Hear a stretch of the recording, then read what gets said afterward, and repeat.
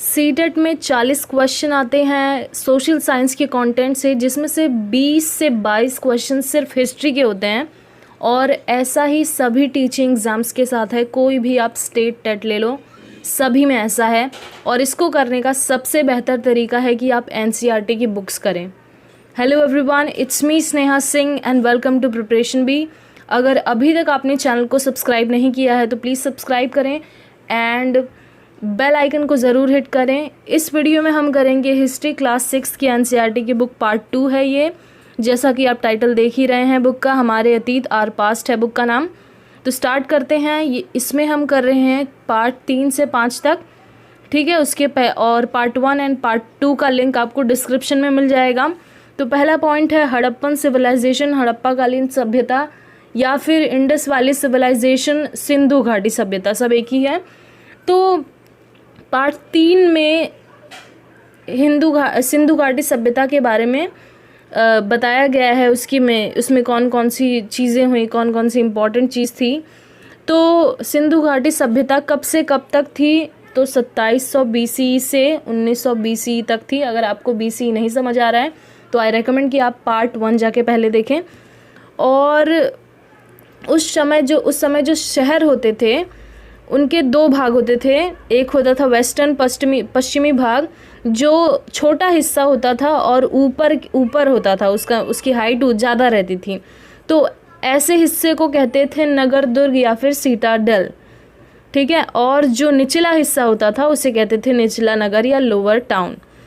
और इस समय जो जितने भी आर्ट एंड क्राफ्ट की चीज़ें थी, है ना, शिल्पकारी जिन पर भी होती थी वो किस पर होती थी, पक्की मिट्टी पर होती थी। जो खिलौने बनते थे वो भी पक्की मिट्टी के बनते थे, टेराकोटा टॉयज़ बनते थे, ठीक है। उसके बाद बहुत सारे इम्पॉर्टेंट सिटी मतलब शहर दिए गए हैं, नाम दिए गए हैं, जैसे मेहरगढ़ हो गया, कालीबंगा हो गया, बहुत सारी नाम हैं। तो वहाँ पर कौन कौन सी चीज़ें इम्पॉर्टेंट थी वो मैंने इसमें इंक्लूड किया है। तो मेहरगढ़ में सबसे पहले कपास की खेती हुई थी तकरीबन 7000 साल पहले, ठीक है। तो दुनिया में सबसे पहले कपास की, कॉटन की खेती कहाँ पर हुई, मेहरगढ़ में हुई, तकरीबन 7000 साल पहले। अब फेयंस क्या है, फेयंस एक मटेरियल है, ठीक है।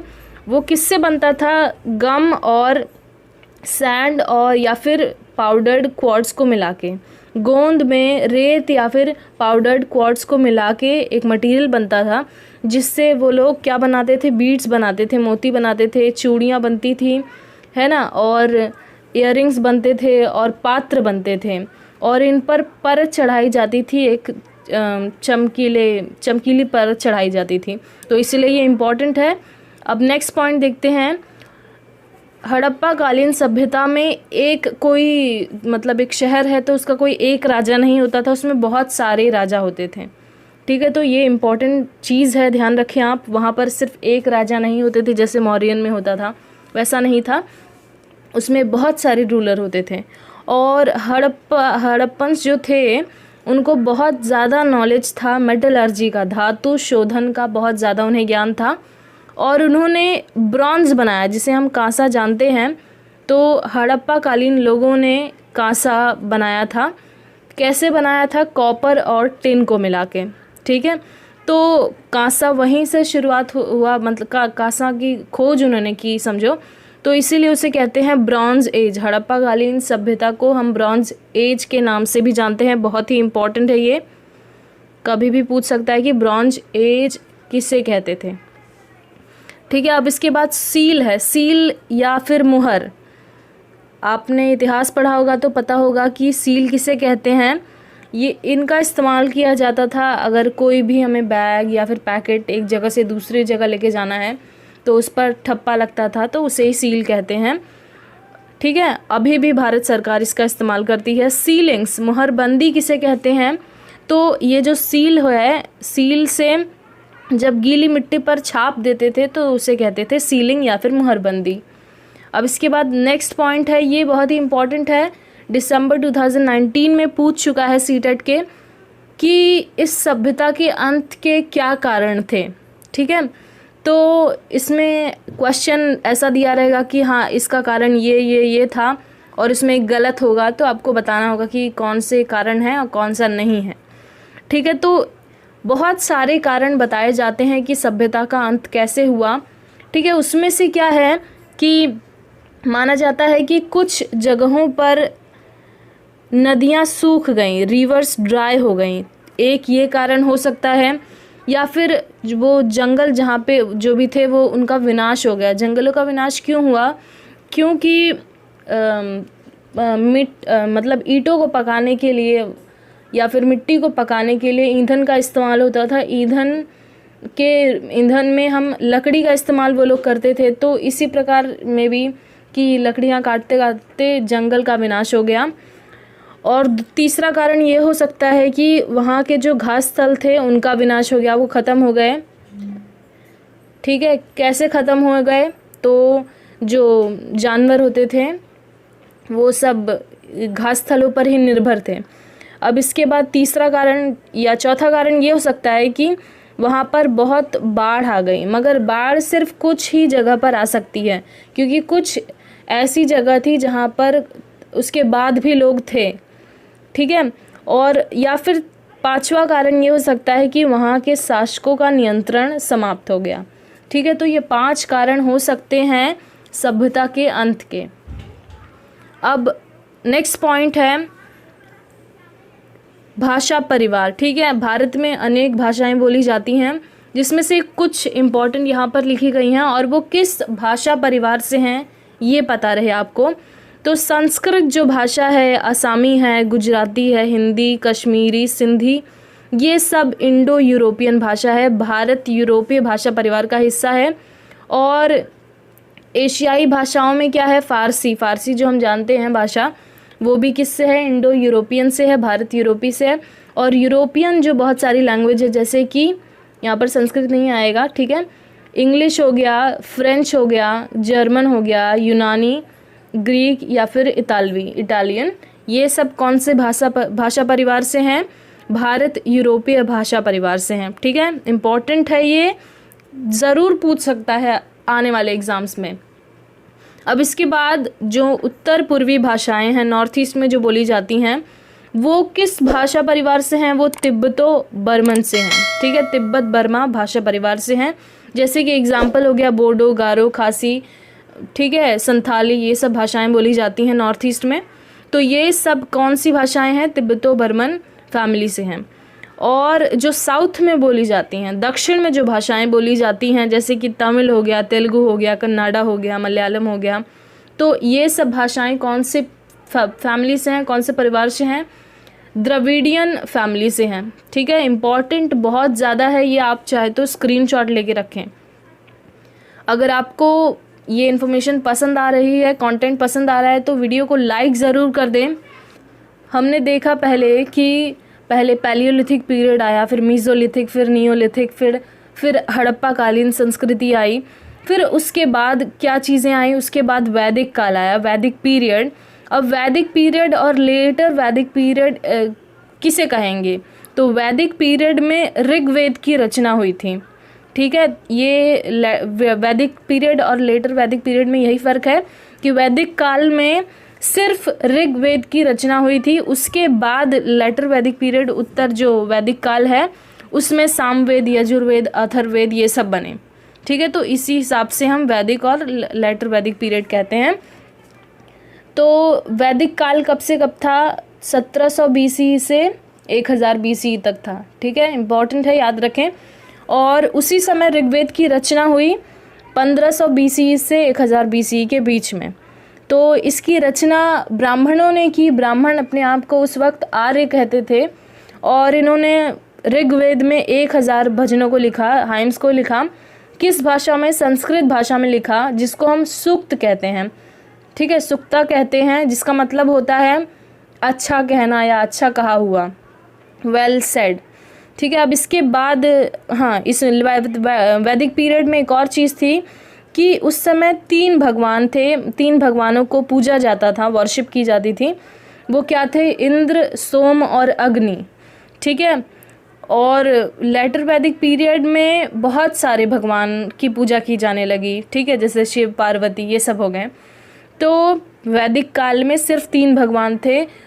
भगवान वो लोग उनको कहते थे जिनसे उन्हें कोई चीज़ प्राप्त हो। ठीक है, इंद्र हो गए, सोम हो गया, सोम मतलब मदिरा को कहते हैं, अल्कोहल, सोम उसी को कहा जाता है, और अग्नि। तो इन सब का बहुत महत्व था उस समय। अब इसके बाद नेक्स्ट पॉइंट है साइलेंट सेनिटल या फिर खामोश प्रहरी। तो खामोश प्रहरी, देखो ये आप ये इमेज जो देख रहे हो उसी का नाम है साइलेंट सेनिटल या फिर खामोश प्रहरी। तो जब वैदिक काल में किसी की मृत्यु हो जाए तो उसे गाड़ दिया जाता था, और उस जगह को चिन्हित करने के लिए, मार्क करने के लिए एक बड़ा सा पत्थर वहाँ पर रखा जाता था। ठीक है, जिसको मेगालिथ भी बोलते थे, महापाषाण भी कहते थे, और उसके चारों तरफ छोटे छोटे पत्थर रख दिए जाते थे। तो इससे उन लोग को पता चल जाता था कि यहाँ पर कोई किसी का शव दफनाया गया है। ठीक है, तो यही है साइलेंट सेनिटल। अब इसके बाद हमने देख ही लिया कि लेटर वैदिक पीरियड, उत्तर वैदिक काल कब से कब तक है, 1500 BCE से 500 BCE तक है। ठीक है, अब इसमें किसकी रचना हुई, सामवेद की रचना हुई, यजुर्वेद और अथर्ववेद की। और कहाँ पर लिखे गए ये सब, गंगा यमुना जो रिवर है उनकी, उसका जो आसपास का इलाका है वहाँ पर इनकी रचना हुई। अब लेटर वैदिक पीरियड में वर्णों को बनाया किसने बनाया, ब्राह्मणों ने बनाया। ठीक है, किस आधार पर, उनके कार्यों के आधार पर, लोगों के कार्यों के आधार पर वर्ण की रचना हुई, कास्टिज्म की शुरुआत हुई। कास्ट उसी समय से बना है, ब्राह्मणों ने बनाया। और ये हेरिडिटरी होता है। हेरिडिटरी मतलब अगर आपके पिताजी ब्राह्मण हैं तो आपको भी ब्राह्मण कहा जाएगा, तो ऐसा बनाया गया। तो ब्राह्मण किन्हें कहते थे, जो वेदों की पढ़ाई करते थे उन्हें कहते थे ब्राह्मण, और वो वेदों को पढ़ाते भी थे। ठीक है, उन्हें अधिकार प्राप्त था किसका, यज्ञ करने का, बाकी किसी को भी यज्ञ करने का अधिकार प्राप्त नहीं था। और क्षत्रिय कौन थे, जो लड़ाई करते थे, युद्ध करते थे और लोगों की रक्षा करते थे, और इन्हें अधिकार था यज्ञ करवाने का। ठीक है, उसके बाद था तीसरा वर्ण वैश्य, जिसमें कृषक, पशुपालक या व्यापारी आते थे, और ये भी यज्ञ करवा सकते थे। और उसके बाद जो चौथा वर्ण है शूद्र, उनका काम क्या था, उनका काम था कि इन तीनों वर्णों की सेवा करना। ठीक है, सर्व करना तीनों वर्णों को। और उस समय वुमेन एंड शूद्रास को, महिलाओं और शूद्रों को कोई भी अधिकार प्राप्त नहीं था वेदों की पढ़ाई करने का। ठीक है, और इस समय एक और ऐसा वर्ग था, कौन सा वर्ग था, अनटचेबल्स थे, अछूत वर्ग था, जिसमें कौन आते थे, शिल्पकारी, आखेटक, संग्राहक थे। ठीक है, शवों को दफनाने और जलाने वाले लोग थे, means burial and cremation people थे। ठीक है, अब इसके बाद नेक्स्ट देखते हैं। हाँ, अब वैदिक काल ख़त्म हुआ, लेटर वैदिक काल भी ख़त्म हो गया। उसके बाद शुरुआत हुई किसकी, जनपदों की शुरुआत हुई। तो यहाँ पर लिखा है 600 BCE। 600 BCE से आप मान सकते हो 300 BCE, क्योंकि उसके बाद तो मौर्यन एम्पायर चालू हो गया। ठीक है, तो 300 BCE मान सकते हो इसे। तो जनपद मतलब होता है शहर। तो उस समय कौन कौन सी चीज़ें थी, तो उस समय की एक बहुत ही इम्पॉर्टेंट चीज़ है जिसे कहते हैं पेंटेड ग्रेवेयर या फिर चित्रित धूसर पात्र। ठीक है, तो ये किस वजह से बहुत फेमस थे, क्योंकि बहुत अच्छी शिल्पकारी थी इनकी, बहुत अच्छी तरीके से बनाए गए थे, फाइन पॉटरी थी, इसमें लाइंस और ज्योमेट्रिक पैटर्न्स बनाए जाते थे बाहर, और फेस्टिव या फिर ओकेजन्स पर, त्योहारों पर इनका इस्तेमाल किया जाता था। फिर some Janapadas became more important and powerful than others and are called महाजनपद। ठीक है, तो उसके बाद क्या हुआ, जब जनपदों का निर्माण हुआ, उसके बाद कुछ ऐसे जनपद थे जो बहुत इम्पॉर्टेंट बन गए, पावरफुल बन गए, जैसे कि मगध हो गया। तो कारण क्या थे उसके, वहाँ पर ट्रेडिंग अच्छे से होती थी, व्यापार अच्छा था वहाँ पर, वहाँ की कंडीशन अच्छी थी। ठीक है, बहुत सारे कारण थे उसके, तो जिससे महाजनपदों का निर्माण हुआ, और जिसमें से 16 महाजनपद उस समय से फिर निकल के बने। तो उसमें से इम्पॉर्टेंट नाम यहाँ पर लिखे हैं। 16 आपको याद करना इम्पॉर्टेंट नहीं है कौन कौन से थे, मगर कुछ ज़रूर पता हो, जैसे कि मगध हो गया, तक्षशिला हो गया, वज्जी हो गया। मगध की राजधानी थी, कैपिटल था राजगृह, फिर अगले समय में पाटलिपुत्र हो गया, फिर वज्जी का कैपिटल था वैशाली। ठीक है, अब नेक्स्ट पॉइंट देखते हैं। जब महाजनपद बन गए तो एक बड़ा राजा होता था और उनको ज़रूरत होती थी, देखो जब कोई शहर बड़ा हो गया, कोई राजा बड़ा हो गया, तो उस पर आक्रमण करने वाले लोग भी बहुत सारे हो जाते हैं। तो इस सूरत में राजा को क्या करना पड़ता था, सैनिकों को रखना पड़ता था और किले बनवाने पड़ते थे। तो इसीलिए राजा क्या करते थे, कर लगाते थे लोगों पर, टैक्स लगता था लोगों पर। अब वो किस हिसाब से लगता था, तो यहाँ पर लिखा है कि 1/6 भाग of the produce by farmers, मतलब 1/6 of the produce by farmer, मतलब 1/6 भाग खेती का, जिसे भाग कहते थे, कृषकों से लिया जाता था। उसके बाद क्राफ्ट पर्सन, शिल्पकार जो थे, उनको महीने में 1 दिन का काम देना पड़ता था राजा को। फिर उसके बाद है हर्डर्स, पशुपालकों को जो पशुओं द्वारा चीज़ें मिली हैं, वस्तुएं मिली हैं, वो देनी पड़ती थी। उसके बाद व्यापारी जो हैं वो अपना जो सामान बेचते या ख़रीदते हैं उस पर कर लगता था। और आखेटक संग्राहकों को जंगल द्वारा प्राप्त वस्तुएं देनी होती थी। ठीक है, और इस समय कौन सी इम्पोर्टेंट चीज़ हुई कि लोहे के हल बनने लगे, उसका जो हल का जो फाल होता है वो लोहे का बनने लगा, आयरन प्लग बनने लगा। और इस समय क्या होने लगा, धान की रुपाई होने लगी, पैडी को ट्रांसप्लांट करने लगे। इससे क्या होता था, फसल अच्छी होती थी और धान ज़्यादा होता था। ठीक है, इस समय एक और इम्पॉर्टेंट चीज़ थी कि 2 चीज़ थी, एक था गण और एक था संघ। ठीक है, तो गण किसे कहते हैं, group of members, group of members को कहते थे गण। और संघ मतलब सभा या फिर संघ। ठीक है, गण एंड संघ हैज़ मैनी रूलर्स, मतलब देखो कुछ एरिया था, गण मतलब ग्रुप ऑफ मेंबर्स जिसमें लोग होते थे, और संघ जिसमें सभाएं होती थी। तो ऐसी सूरत में बहुत सारे राजा बनते थे। ठीक है, तो ये चैप्टर 5 तक का कंटेंट रहा। वीडियो पसंद आया हो तो आप लाइक ज़रूर करें, फ्रेंड्स के साथ शेयर करें। कुछ भी कमेंट हो या फिर कुछ भी फीडबैक हो, सजेशन देना है, मुझे कमेंट सेक्शन में दें। एंड चैनल को सब्सक्राइब ज़रूर कर दें। और अगर आप फेसबुक से जुड़े हो तो फेसबुक पर भी प्रिपरेशन बी को फॉलो कर सकते हो, लिंक आपको डिस्क्रिप्शन में मिलेगा। टेलीग्राम पर सारे हैंड रिटन नोट्स अवेलेबल हैं, लिंक आपको डिस्क्रिप्शन में मिल जाएगा। And thanks for watching.